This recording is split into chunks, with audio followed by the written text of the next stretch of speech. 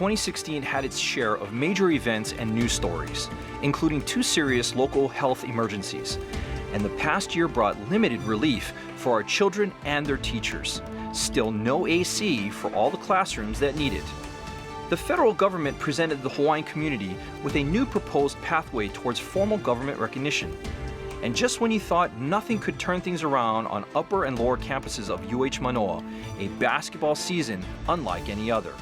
And 2 gritty teams who took their fans all the way to the big dance. We'll look back on 2016 and we'll hear from you about the stories that impacted your life. This live broadcast of Insights on PBS Hawaii starts now.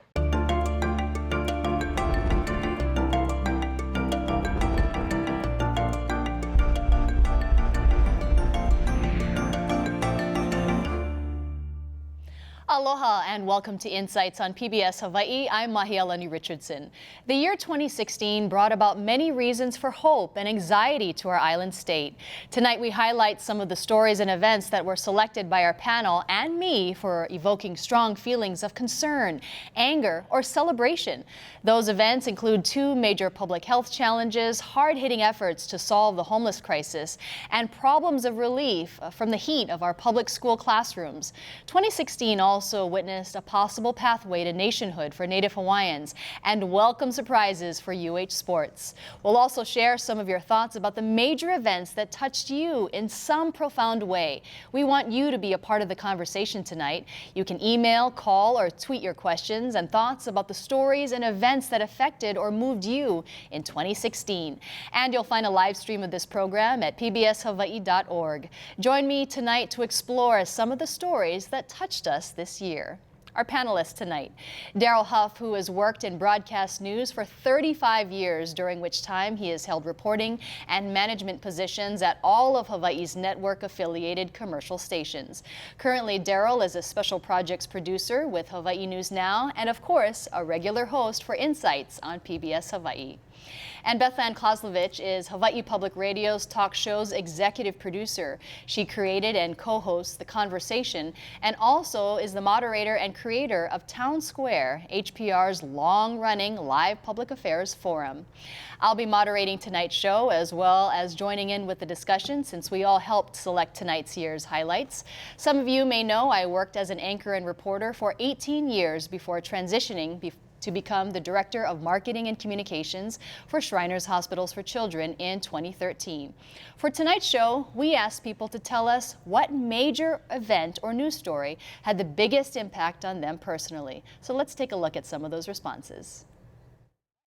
Probably just this recent fire in Oakland. I have a friend who lost their cousin there, so yeah, it was pretty tragic, but that's the one that impacted me most directly, I think. I've been traveling, yeah. So I was in France when they had all the tragedies. I live on west side, Hawai'i, and that contraflow did a big improvement. This changing skyline here is quite surprising. You know, we've been coming now for over 30 years, and we've seen a lot of new buildings go up, and I think it's changing.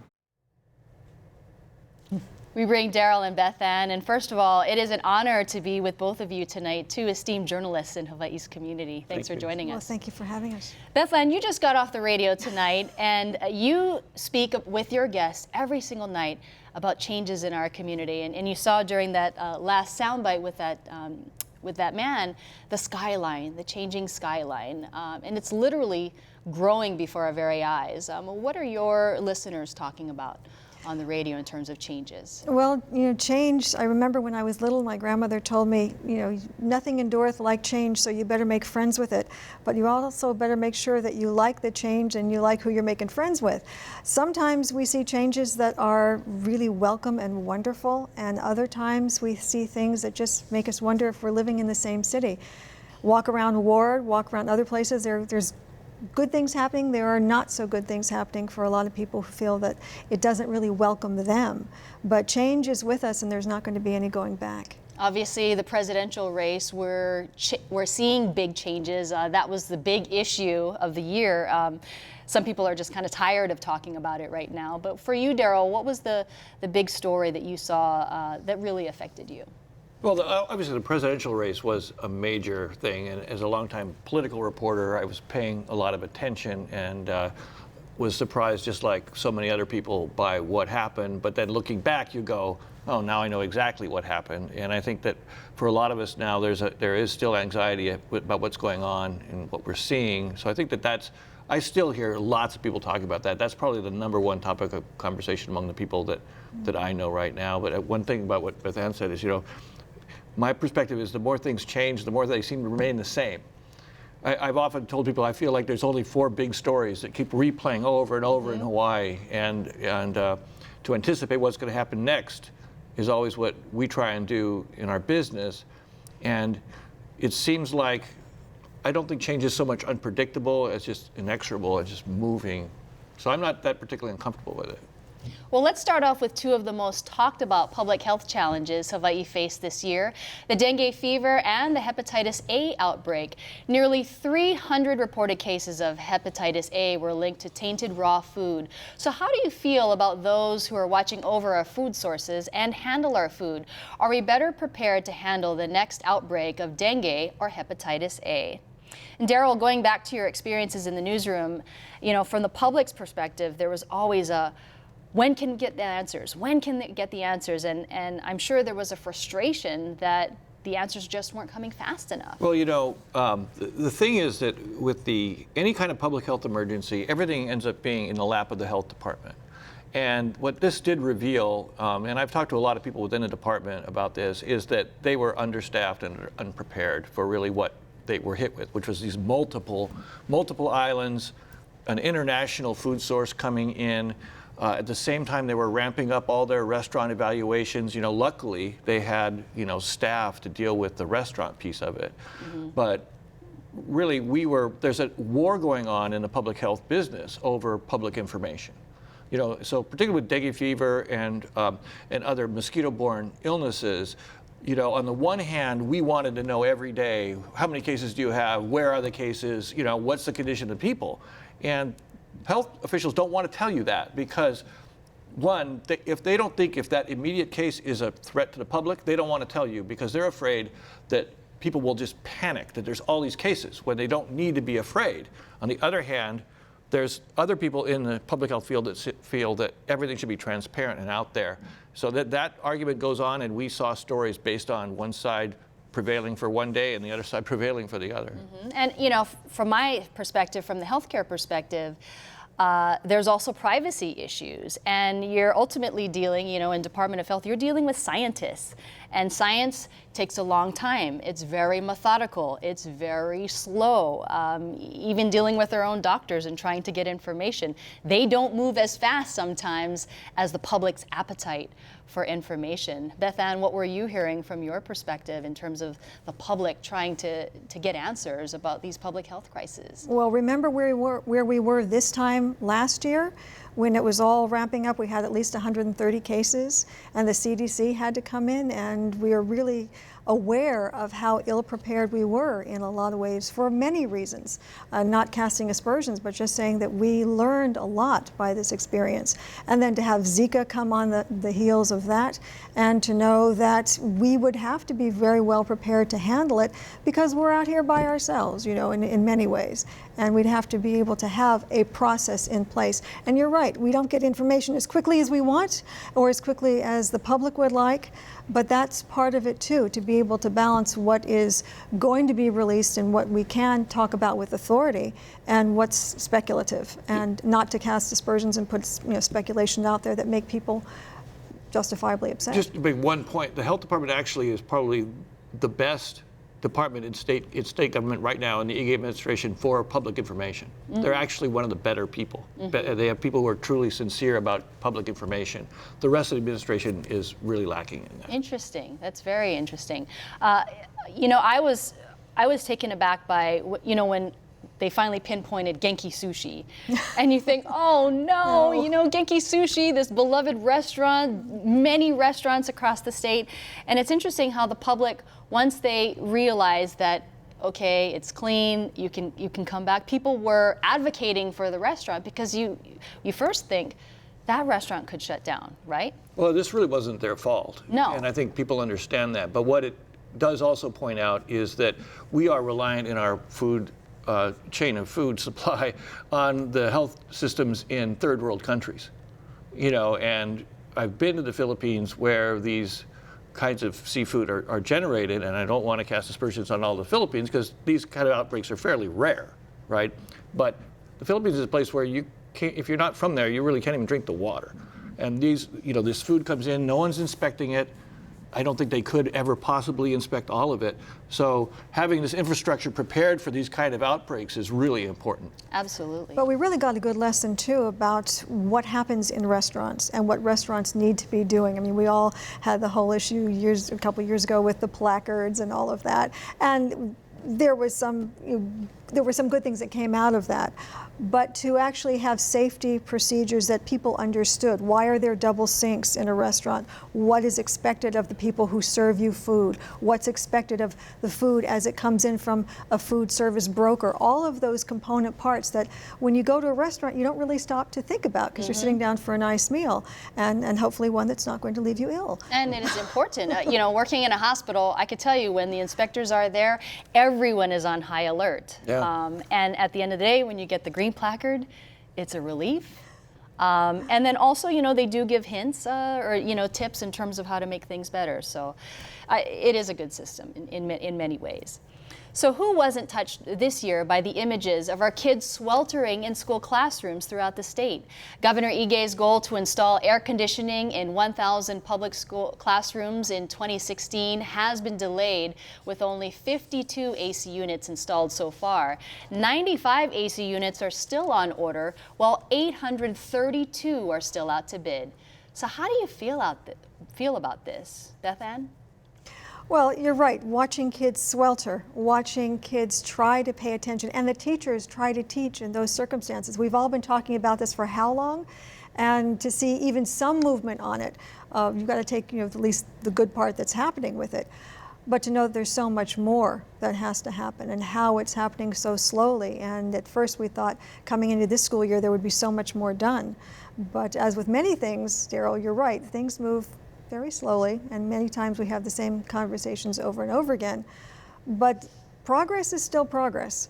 And for the kids who will yet to see those AC units, that progress can't come soon enough. Absolutely. You know, this summer was hot, but it was not as hot as last summer. And almost for the cause of AC, does that take it off the, you know, the front burner? The front cooler? Yeah, the front cooler. Well, you know, this is another one of those crises that, you know, again, the more things change, the more they remain the same. It ultimately was the public pressure and the news coverage that forced this onto the front of the agenda. Now, is air conditioning in public schools, which probably affects about, I don't want to say a fifth of the schools, more important than having all the teachers paid an appropriate amount, having enough special ed teachers in the classrooms?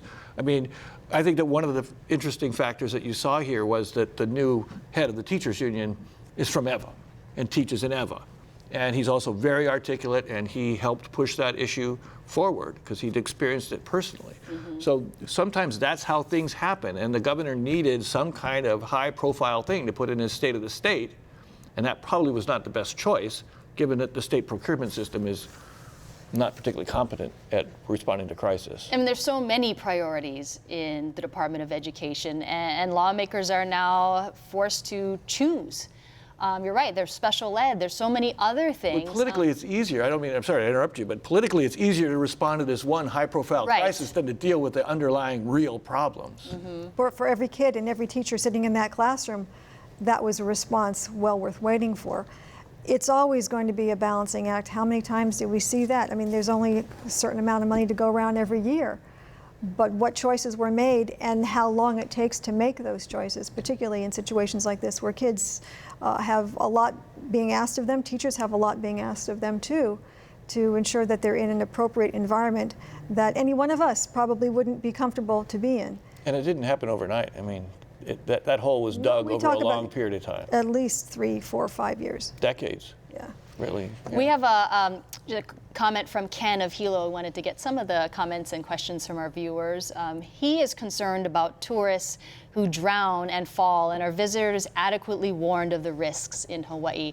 Daryl, you mentioned we talk about these stories over and over and over again, and this is another one, which, you know, recent fatalities. It happens all the time. We warn people, and then it happens again. Well, a lot of this is also the social media aspect. People are going places that they shouldn't go. There's probably no way you could fully warn everybody. They have done a good job of having videos that tourists see that say, be careful about this, watch for these kind of signage, and so on. But I think tourists fundamentally don't understand the power of the ocean, and they go in there. To me, I mean, I was raised in East Honolulu. We used to go to Hawaii, Hanauma Bay all the time. And I was a healthy guy who could dive. And there were times when I was scared on that reef with that surge going in, and we've got thousands of completely unprepared tourists going in there with snorkels that they can barely figure out how to put on, and they're going in there routinely. So I think that, you know, there is places you could manage it, but for the most part, you know, it's people putting themselves at risk. And because of today's social media and people's healthy lifestyles in general, they're just more inclined to go out and explore, and that comes with risks as well. Sure, but you know, that lure of the unknown and the sense that you're going to put your feet someplace that maybe someone really hasn't. It's not something that is out there where people go. It's off the beaten track. It may be appealing and compelling, but it comes with a lot of risk. The bottom line, though, is how do we assess that sort of that cost-benefit analysis of telling everybody things like this and not scaring the pants off of them? And that's, I think, very much where the city and the state and throughout various municipalities fall into that, because they don't want to scare people away. But then again, you can get slammed with a lawsuit, and something that can be very traumatic for a family if they lose a family member, and to see that happen is not good for any of us. So how do you strike that balance seems to be where we always come back to. Well, let's hear for more responses from people about the stories and events of the past year. The one thing that I was impressed with was the coverage of the 75th anniversary of the Arizona Memorial. The refugee situation in the Middle East, that's impacted a lot of people. Yeah, it's sad to see all these refugees with nowhere to go. It's a refugee crisis in Europe, and it's Trump in the United States. As simple as it is, I think, and we yet to see what's going to come out of that. Internationally, there's just a lot of turmoil and some really sad stuff happening over in Syria, which is concerning as I see headlines continue every single day. I see faces of children and families leaving Aleppo and leaving the city. Beth Ann, does it feel as though we are more connected more than ever because of social medias to these stories and events that are so far away? We're more connected and sometimes more isolated too. I mean, the duality of that is always present. And also the understanding of having to be wary of what you see. That we used to say about the internet all the time, but when you're looking at social media and you're reading stories, especially when we have so many false news stories that have now been purported, we've been talking about that very recently, it makes it much more incumbent on the person who is both writing it and reading it to assess whether it's really true. And a lot of people just want to read it and go.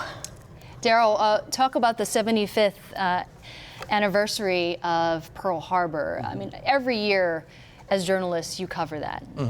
But this year, did it seem like it was different? Well, this year, this was saying goodbye to that generation.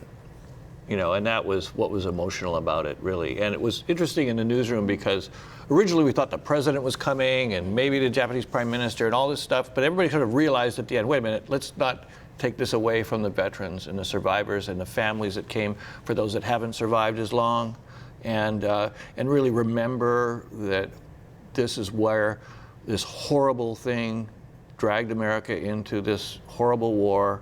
And the kind of violence, the stories of the fires and the explosions and the bodies, that these guys were telling, some of them really, rarely seen before.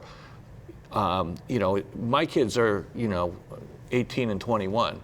And I thought it was important for them to see these stories and understand, that's like their grandpa, who was around at that time, and I'm really glad they're able to understand and see that, and hopefully carry that legacy on.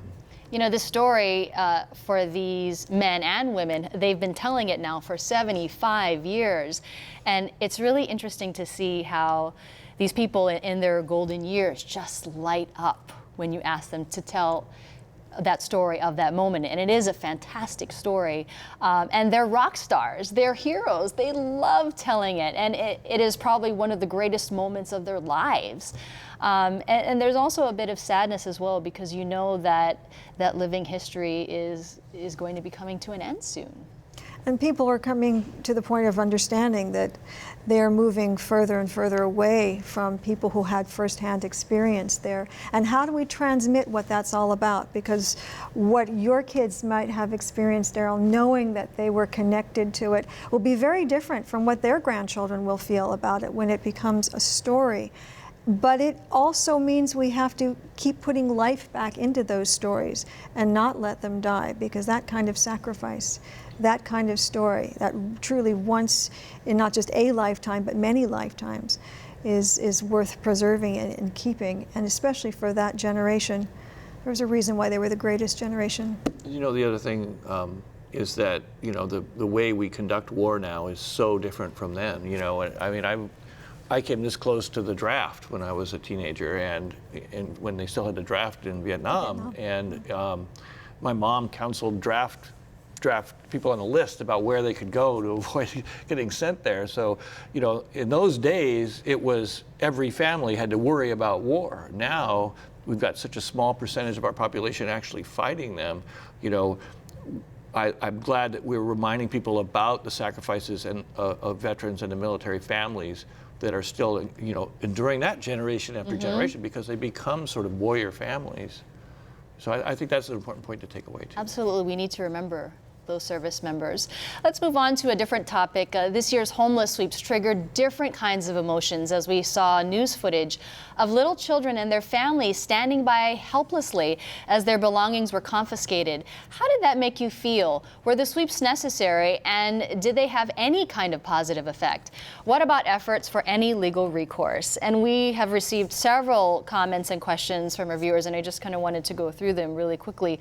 Warren wanted to know, what is the impact of our homeless population on our public health? And Dean from Honoka'a said, please comment on crime, homelessness, and overpopulation in our islands. It is homelessness truly a complicated issue, and the public wants fast solutions. Right, Beth Ann? And we've been hearing from a lot of people that they are not necessarily as sympathetic as you might anticipate, or what that you would hope, or at least talking about it in the abstract is a lot easier than to actually deal with it. It reminds me of having just sort of a giant pool of water, and you sort of scatter all the droplets and they're all over the place. You still have the same amount of water. They may be over here, it may be over there, it may be over there, but you still are dealing with the population. And even though we knew that statewide it only grew by 4%, or in the greater Honolulu area, a little less than 1%, still, when you look at who's falling into homelessness as opposed to who is being helped out of that, this still is that there's a net gain of people falling into homelessness. So there are still parts of it that we need to figure out better. And we've been talking about this for a very long time at public radio, and looking at this from different angles, from different places. It's a very complex situation, and for people who want to have a fast solution so they don't have to see it or it doesn't have to touch tourism, it's not going to happen that way. These are real people, real lives, and the way we handle homelessness says a lot more about us than it says about the homeless situation and why people are homeless. Now that's a really important point. I was going to say something similar in that, you know, we talk so much about what the homeless are doing or saying or getting them out, but really it's what they say, what the situation of homelessness says about our society is so important. You know, the lack of affordable housing, another gap that's developed over years, the lack of public health infrastructure again, you know, no beds at state hospital, no places for these mentally ill people to go, very few services. The Hawaii News Now and the Honolulu Star Advertiser developed a partnership around this issue, which was very unusual. And we had a lot of off-the-record meeting with government leaders specifically to say, you know, we're going to be covering this. We're going to be holding you accountable for this. And I never saw such a deer in headlights moment as those moments where they went, oh, you mean you guys really care about homeless? Oh, we better start figuring out how to do something about it. It was really kind of astounding to me. And it really did show, you know, they don't know how to handle this. We don't know how many homeless there are, really. We don't know how many are getting services. We don't know how many are getting multiple services. We clearly aren't getting services to some that clearly need it, you know, and we still don't have those abilities to this day, you know, a couple of years after we really started talking about it, and that's pretty disappointing. And it's you know, there's so many facets of homelessness, and it's the ill and the mentally challenged. There was that documentary, No Room in Paradise, on Hawaii News Now that showed the homeless man going to the emergency room to get his diaper changed and get a meal and get a shower, and that was really He's passed really away now, by the way. Yeah, we just learned that the other day. Yeah, that documentary was very eye-opening. They got places nobody could go, and you know, that was Rick Blangiardi from our station's idea. Anthony Alto, too. Yeah, and Anthony Alto did a great job. They did a great job. But what I thought was amazing in that documentary was the drug addicts. The guy that got out of prison, walked out of prison so confident and ready to take on the world and say, I'm gonna get a job. And within 4 days, he was in the emergency room. He had no money, he had no clothes, and he was completely hyped on crystal meth, totally paranoid, and walking back out on the street. But in part, that's because we have very different expectations of people who are addicted than we do of people who have a physical illness.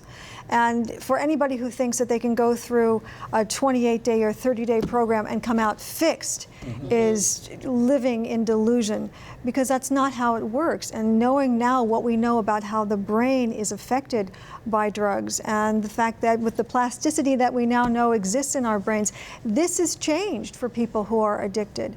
They have to be able to feel that there is long-term help, and clearly looking at what's happened very recently with, you know, the 21st Century Cures Act, and also the Surgeon General's report that just came out last month, looking at this from a holistic perspective and say we need to integrate this better. We need to treat addiction in the same way that we treat diabetes. Do you think that people are more sympathetic now to the homeless situation, or do you think that they're more removed from it now? Unfortunately, I think they're more removed from it. In the beginning, there seemed to be a little bit more sympathy and compassion, but seeing certain people or having certain ideas of who is homeless and not understanding that, you know, we can't paint with a broad paintbrush. It just doesn't work. You have people who are dealing with addiction. You have people who are also dealing with mental illness. You have families who are just needing a little bit more help. We had lots of different subgroups, but we didn't talk about them as subgroups. We just sort of said the homeless. And that did a great deal of disservice. And we learned that we're really dealing with lots of different people, and this is going to take time. And there's lots of NIMBYism about it too. Sure, please help the homeless, but not in my neighborhood. That's going to be a very difficult thing, because where are we going to go here? We are in a finite little space. And do we really care about solving this, or are we going to talk about it some more? There are people who are doing some very incredibly great work, and including, you know, in the governor's office. But because people can't see it happen as quickly, it's very tempting to say, well, it's just not working. There's a failure. And it just doesn't go that way. You know, I wanted to get to one of the comments about air conditioning, so we're going to go back a little bit. But this is just a comment, and the caller and her husband are angry that the children in schools complain about the heat. This caller says a ceiling fan should be just fine. The kids in America are spoiled rotten. Probably because they're not refrigerated. We're going to move on to another topic now, another emotional story of the year. This past September, the U.S. Department of the Interior announced a final rule to create a pathway for reestablishing a formal government-to-government relationship with the Native Hawaiian community. How do you feel about this after so many years of ongoing efforts? Do you think the ruling will be of benefit to our Native Hawaiian community?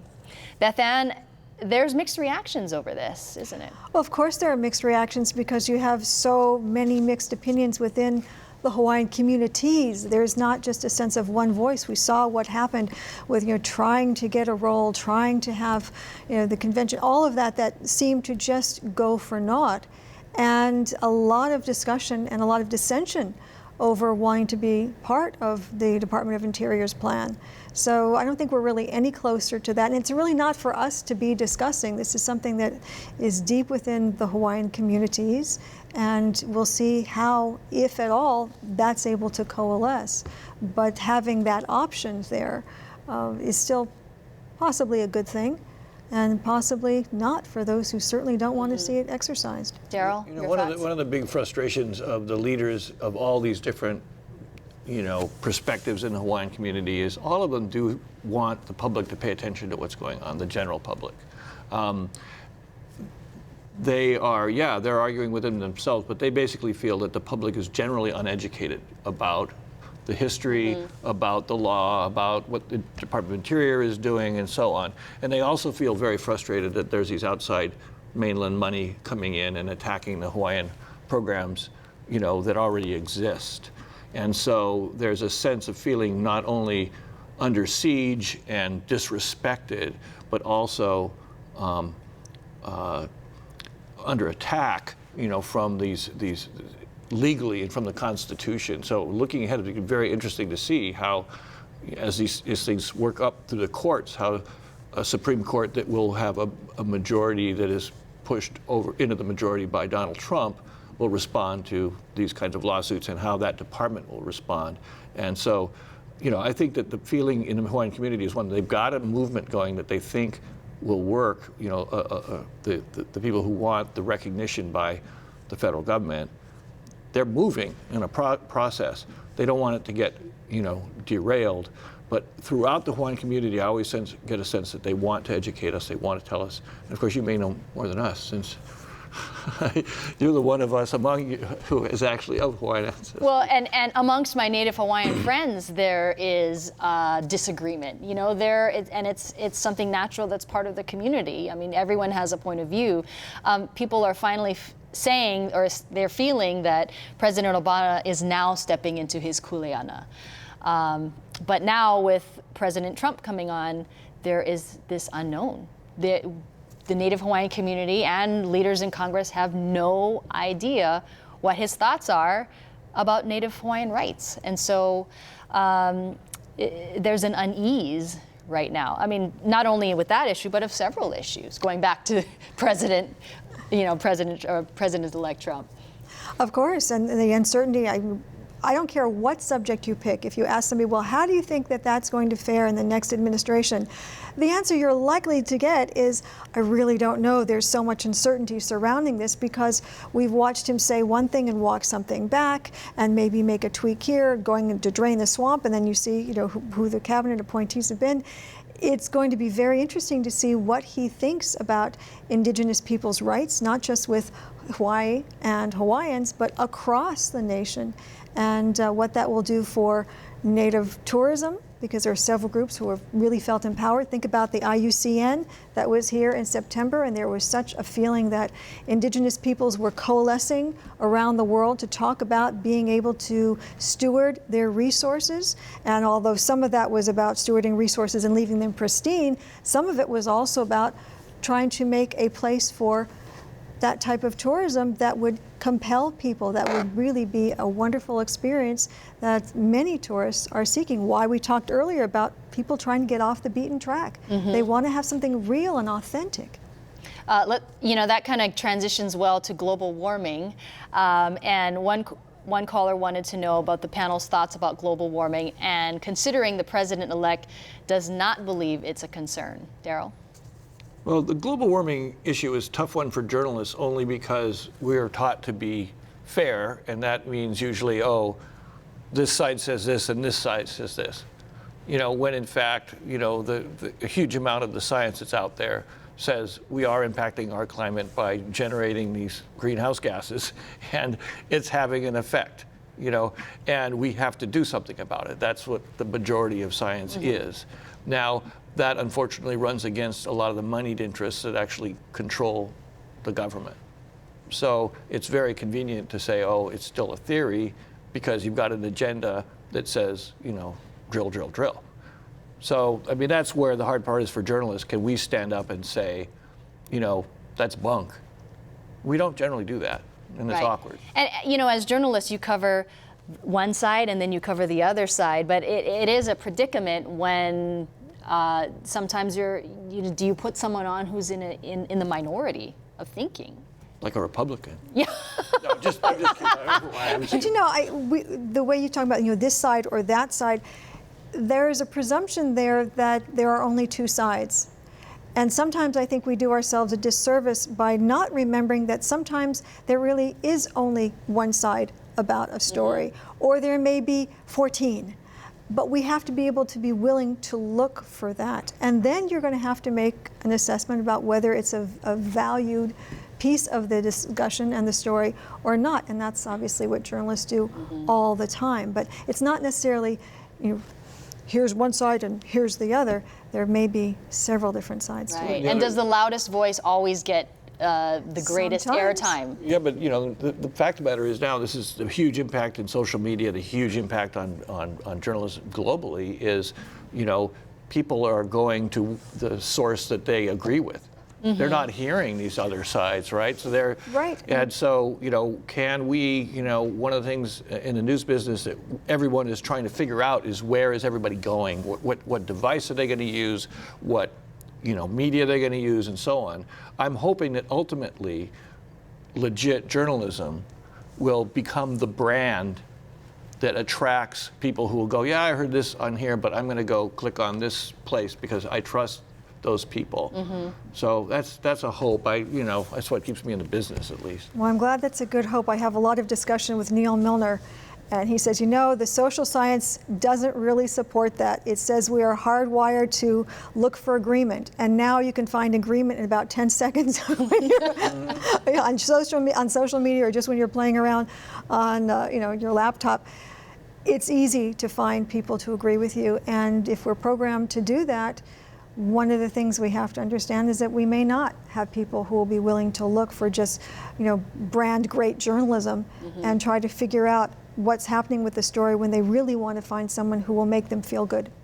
And if you don't like their opinion, then a lot of people just unfriend them on Facebook and move on. Well, many people in sports-related stories are very important in their lives. Here's what some people had to say about the sports news in 2016. This year was the Olympics, right? So I enjoyed watching all of the Americans in their events, especially Michael Phelps with his record in getting all those medals. The Chicago Cubs winning the World Series. In the sports area, I would think the UH football team change and improvement.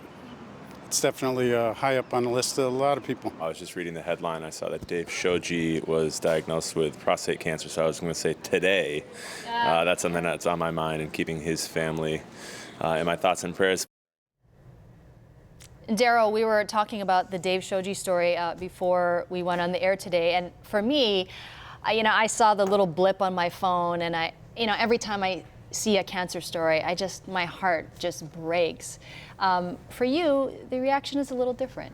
A little bit. I mean, you feel for him and his family, obviously. You root for the best. In my mind, I automatically click to sort of an optimistic view, which is prostate cancer is one of the more curable cancers when it's caught early. So I really believe he's going to have a great outcome and a great recovery, be back on the court. But in terms of the sports stories, his teams are always been a great inspiration, and through the years, I mean, the UH volleyball team has always been just a terrific inspiration, and now the basketball team and the football team are also great inspirations. I could feel a little lift in the community from that, and I really appreciate what they're doing for us. Absolutely. I mean, sports, we have no professional sports here, so that is our pro team. And it's amazing how sports really has the ability to galvanize people. And we have these heroes in the community like Dave Shoji. This is true. And when he declined to let everyone know what he knew until he felt the time was appropriate, I thought that showed a great deal of grace. We don't have a lot of people who will do that. I'm even thinking about in a different arena, but remember earlier this year with David Bowie, never letting anyone know how sick he was, and had a brand new album that was coming out shortly, I think, after he died.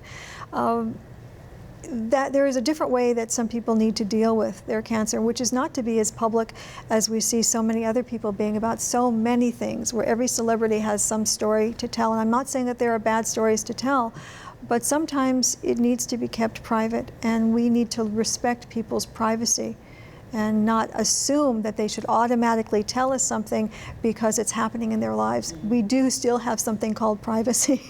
That's an interesting point, because many people now share every single little detail about their health, and here I am in the hospital, and for some it needs to be private with only their immediate family members. Well, the vast majority of us are able to deal with our health conditions in private, and we can choose to share where we want, where we don't want, and my wife is a cancer survivor. She's fine now. It's been about 11 or 12 years. I should know the exact date. Sorry, hon.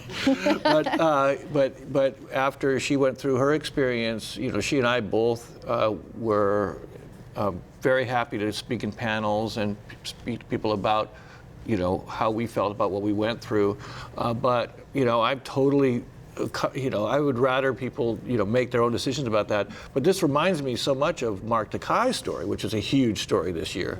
And to see a young man just cut down by cancer so quickly, and clearly he was healthy, he was, vigorous, young, and to see what it can do was just a shock. And, I spoke to him a number of times during that experience, and we talked about this, and maybe I'm oversharing myself, but I had the experience of being the press secretary for Senator Matsunaga when he was fighting his cancer, and he was completely verklempt about it. He didn't tell anybody because he was afraid it would affect his re-election. And well, even Mark Takai, he said, "Well, I'm still going to go out there. I'm still going to campaign."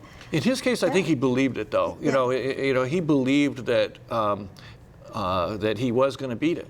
Yes, he did, and we had several discussions, but seeing the difference in such a short period of time, I remember he was in the studio 1 month, and then maybe 2 or 3 months later, a pronounced difference, and I remember thinking, this is moving very quickly, and I felt so bad. During his last time, I think, and I don't know this, I've talked to friends of his goal was to keep his family together.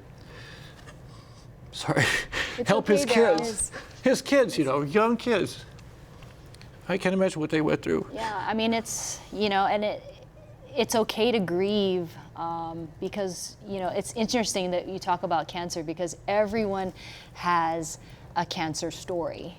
I just came from the Cancer Coalition yesterday, and speaker after speaker, Congresswoman Colleen Hanabusa was there, the governor was there, Senator Roz Baker was there. She is a cervical cancer survivor, and she shared that, it's been many years and she didn't go through radiation, but she lost her ability to have children. And, on my personal front, my dad passed away from lung cancer, and my mom is a breast cancer survivor, but, you hear the C word and it just strikes a chord in so many people and in different ways. We all do. I mean, my mother and I were there with my father who had lung cancer, and we're with him until he died. Actually, she was the last person with him. And yes, everybody has stories like that or knows people who are close to them. It's how we handle it. Sometimes we do need to talk about it and to share it. And I love the fact that you're so vulnerable there. That's why you're such an appealing guy. Lucky you're. Well, I'm a dad too. Well, yeah, but whether we're parents and we're friends and we're neighbors and we're coworkers and we're people. And this stuff is what happens when you are, as we say in our family, a people. It happens this way, and how you handle it and how you choose to share it or not share it has to be something that we're all really comfortable with. But it's nice to know that we're there. And I'm really glad that we're talking about this because, one aspect of cancer, before we move on to the next topic, but one aspect of cancer that a lot of people don't talk about is the mental side or the emotional side and how it affects a relationship. This really wasn't on your list. No, it wasn't on my list, but we just went there. Cancer defines everything. It does. And it really, in any sort of disease, we just heard about Tom Moffat passing away, Uncle Tom. We had a lot of it just brings people together, it pulls people apart, and it's one of those things where you have to continue talking about it, because when you're there, you feel like you're all alone and you need that support. And there's so many other stories like that. When you talk about the transgender issue, look at the change in the last 5 years over LGBT issues. I mean, it's been really dramatic, and it's because people came out and talked about it, and we were, oh, really? Oh my goodness, and really, cancer and our healthcare system need to be talked about. Our healthcare system needs to be talked about. It's near crisis, and we don't talk enough about it. It's too complicated. And so that's another big story that I bet you this year that's going to be a huge story. And what happens with capitation, what happens as doctors are paid differently, all of that. On Obamacare. Exactly, what happens with the ACA. Absolutely. There's going to healthcare, there is that concierge service with physicians now, and they're, obviously they're overworked. There's a lot of administrative costs. There's time. They spend less than half their time actually helping their patients. And so some doctors are now going into this concierge service, and they're asking their patients to pay $1,600 a year so that they can have unlimited time with their phisian. But how many of us are now, because of high deductible and high copay plans, are paying at least that much for our medical care out of pocket? If you really look at it, the healthcare system is careening toward huge change. A great story that the Star Advertiser did that it didn't get picked up a lot of places was that Queens was offering hospitalists, basically general practice doctors, $300,000 to come and work for the hospital. And don't worry about hiring the business staff, don't worry about the medical records, don't worry about reimbursements, you're going to work for the hospital. That's what's going to happen in the future. And that's why there's a shortage of just finding the physician out there who is going to be your PCP. But when you bring up concierge services and things of that nature where you can pay more to be able to get time, we're understanding that it's not about just numbers anymore, but that having that face-to-face time, those relationships, we're slowly moving back to that. Doctors who actually make house calls, and you're right, to be able to pony up that kind of money for it, really, I think you're looking at, market forces at work. We're going to go back to the big sports story again. Finally, 2016 brought much reason for celebration with victories and honors for the University of Hawaii men's and women's basketball teams. Both teams inspired community pride and gave a much-needed boost to school morale. The UH sports program has been in recovery from the fallout generated by the Stevie Wonder blunder. Years of football losses, a revolving door of coaching staff, and a men's basketball program stung by stiff penalties for violations instigated by its former basketball coaching staff. But this year, under the guidance of new basketball coach Eran Ganat, the Rainbow Warriors won the Big West Conference title, while the Wahine, under the leadership of Coach Laura Beeman, clinched the women's trophy. This qualified both teams' entry into the NCAA tournament and on to the national stage. This has not happened since 2002 for the men and since 1998 for the women. The men won their first round game against Cal. This was the first March Madness win for any UH team in the history of the program. Daryl and Bethan, amazing stuff, and it's certainly uplifting after all this bad news about the university. We needed a feel-good, really heartfelt story that came out of the U, and this one was a great one. And the fact that it happened with both the men's and the women's team, same year, I mean, what are the odds of that happening? And besides, we don't have, and I think you said this earlier this hour, we don't have a state professional team. So all the focus moves to UH. And I don't think there's a person out there who wants to see its hometown team not do well, And so the fact that this happened at the same time, what a wonderful way to have the year wrap. Absolutely. And you know, Daryl, there's got to be, it's interesting when these championships are happening, everybody is tuned in. And there's probably not a lot of work being done in workplaces because people are looking at scores and they're looking at the game. I mean, it's a great distraction from the everyday problems of life. Sure, and the thing that, you know, as a UH alumni myself, you know, I just, you get it, it's visceral, you know, it's like, all right, you know, and I, you know, found myself paying attention, although I'm not huge into sports. I just, you know, I felt it just like everybody else. But one of the things that's interesting from the perspective, I think it's interesting, viewers may not think it's interesting, but from the perspective of covering UH, which we've done a lot, you know, we were responsible for a lot of the very negative stories about the leadership of UH and all that stuff. Personally, as alumni, that was hard for me because I think we tend to have an inferiority complex in this state about our educational institutions. Mm-hmm. People think it's automatic, I want to go to the mainland, you know, and, you know, I feel like that's really not fair to UH. UH is a good university, and they do a lot of good things. And I, you know, it's unfortunate that in the news media, we do mostly cover the bad things. You know, we cover it when a plane crashes. We don't cover it when a plane lands. That's our standard thing. And at least when a basketball team wins, everybody covers it. Mm-hmm. So, you know, I think hopefully this will ripple out and help people see some of the good things about the university because it's a good school, you know, and, you know, I really respect a lot of the hard work that's being done over there. They got a lot of bureaucratic problems, no question about it.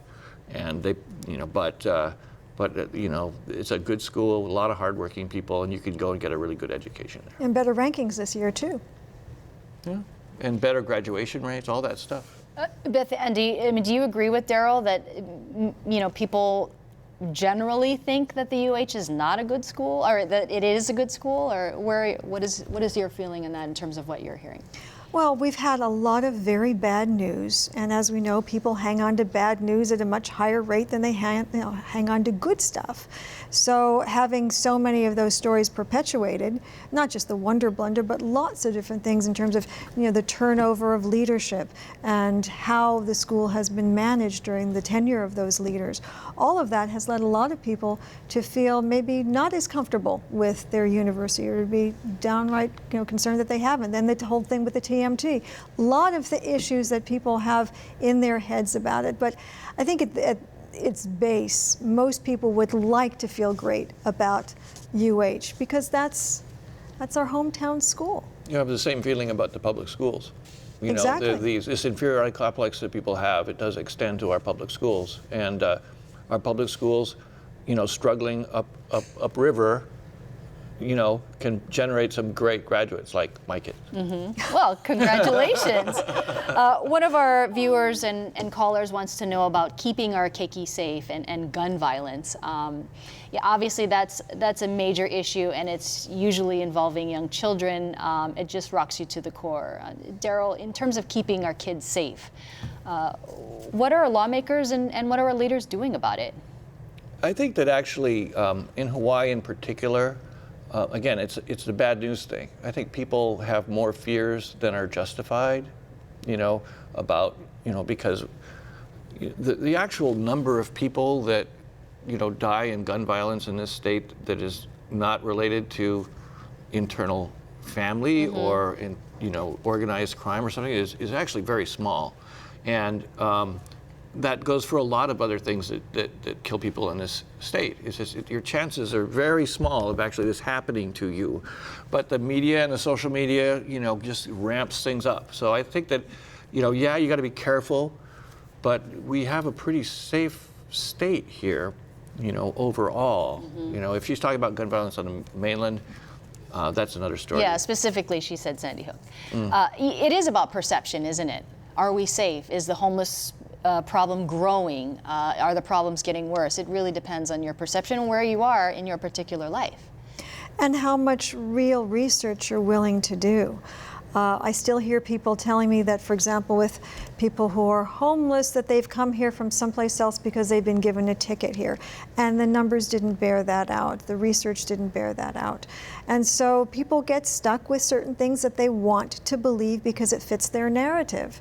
And again, going back to what we talked about earlier, unless you're truly willing to go and find out what's true and what isn't, you may very well be stuck with some ideas that will keep perpetuating themselves because they just make you feel good. And you mentioned fake news earlier. Some people just are not willing to go out and find out the true facts. No, because usually because it's something that they've read or seen, they have strong feelings about, and so now that reinforces it, right? So why would you go and try to find something that would undermine your opinion? You know, we did a lot of polling on the homeless issue. It was last year, and we found at that time the public was very engaged and very smart about it, better than we expected.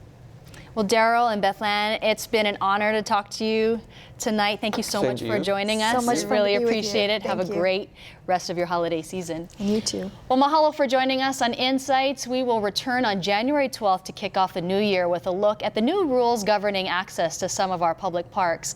How can we accommodate tourists as well as residents at our most popular attractions and still preserve our fragile cultural and heritage sites?